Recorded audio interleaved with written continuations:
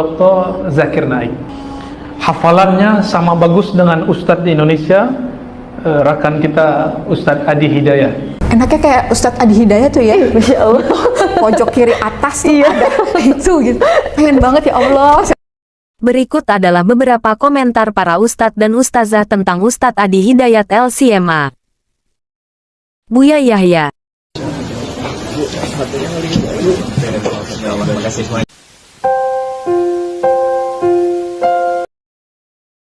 Dr. Zakir Naik. Hafalannya sama bagus dengan Ustadz di Indonesia, rekan kita Ustadz Adi Hidayat. Enaknya kayak Ustadz Adi Hidayat tuh ya, Masya Allah. Pojok kiri atas tuh ada itu gitu. Pengen banget ya Allah. Berikut adalah beberapa komentar para ustadz dan ustazah tentang Ustadz Adi Hidayat LCMA. Buya Yahya. Terima kasih semuanya dan mendukung dakwahnya. Mudahkan semuanya. Amin. Allah Akbar. Amin. Amin. Jauh dari fitnah. Amin. Makin dekat kepada Allah. Amin. Cinta keluarga. Amin. Indah di rumah tangga. Amin. Indah di masyarakat. Amin. Amin. Indah di dunia. Amin. Indah di surga nanti. Amin. Amin.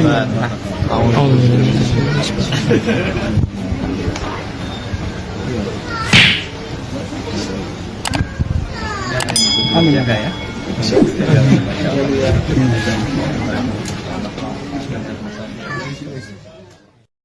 Buya Arozi Hashim. Dr. Zakir Naik. Hafalannya sama bagus dengan Ustadz di Indonesia, rekan kita Ustadz Adi Hidayat. Dia punya metode menghafal rakam-rakam ya, number-number itu dahsyat sekali. Bukan dengan nomor-nomor. Sahih itu boleh, antum ada kan Ustadz kita yang pintar juga tuh, Ustadz Adi, canggih tuh baca nomornya. Tapi saya kasih tahu, bukan itu yang disebut muhaddis. Itu berarti beliau hafalannya kuat. Dan ya di atas rata-rata orang biasa lah hafalan beliau. Ada yang begitu hafalannya nggak? Sampai tahu miring kiri kanan atas bawah kan? Wajib juga tuh orang tuh. Ya. Tapi bukan itu yang disebut ilmu hadis. Itu metode menghafal dan beliau punya caranya. Cara itu namanya metode hafal dengan otak kanan. Dr. Karissa Grani. Enaknya kayak Ustadz Adi Hidayat tuh ya, Masya Allah. Pojok kiri atas tuh ada itu gitu. Pengen banget ya Allah. Kadang kita udah hafal ayatnya aja udah syukur gitu ya. Tempatnya pun Tempatnya, posisinya ya, Masya Allah. Itu sih yang saya ya mudah-mudahan ya. Kita bisa seperti itu mudah-mudahan ya. Kalau untuk hal baik-baik boleh kan ya iri. Ya, amin.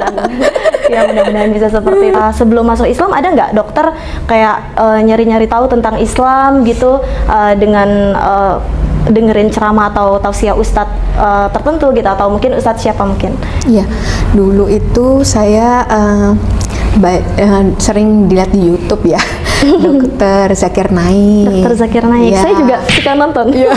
Suka banget kalau banyak nonton banget itu, Masya kan Allah. soal itu kan. Itu saya baca, saya dengar, nonton. Kemudian termasuk Ustadz Felix ya, bukan karena di Al-Fatih nih ya. Itu jujur-jujurnya itu memang saya waktu itu ya pengennya sih pencarinya yang ahwat juga gitu ya, cuman kebanyakan itu yang saya lihat tuh banyakan yang ikhwan waktu saya cari itu gitu. Paling yang ahwat itu ada Kak Tere gitu ya. Nah itu saya perhatikan beliau. Kemudian kalau waktu untuk belajar tentang akidahnya, kemudian tata cara sholat sebagainya, saya yang kan biasanya kalau YouTube tuh ada sebelah-sebelahnya ada teman-temannya apa gitu ya, itu ya Ustadz Adi Hidayat.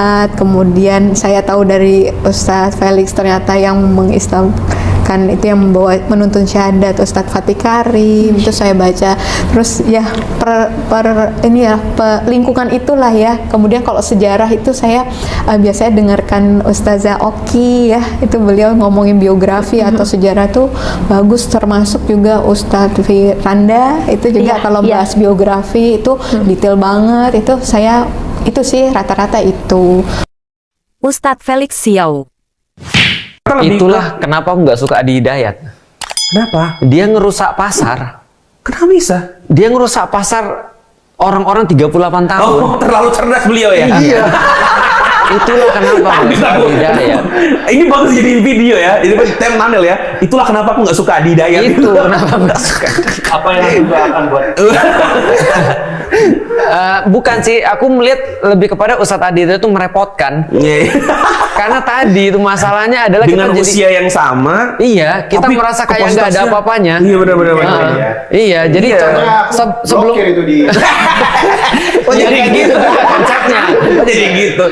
Blokir orang yang nggak penting. Nggak, Ya, kalau beliau penting. maksud gini. Tapi aku bener loh, kadang-kala aku nonton dia itu malah hopeless, bukan Itu dia enggak. Jadi gini loh. Makan dia kejar, iya nggak kejar pengantin. Nah, ada orang kayak gitu. Tapi kalau orang kayak aku enggak, bagiku tuh orang merepotkan jadinya. Karena standarnya terlalu tinggi. Karena hidupku dari dulu memang begitu. Contoh ya, ketika aku masuk Islam, aku akan nyari ini siapa nih seumur aku yang dia ini kayak untouchable. Oh. Dan itu masih bisa dikejar. Iya. Gitu maksudnya. Nah, ini sebelum Ustadz Dia, Adi Hidayat aku mau muncul. kejar dia kayak gitu biasanya. Iya. Sebelum Ustadz Adi Hidayat muncul, itu dunia dakwah tuh baik-baik saja. Iya. Gitu maksudnya.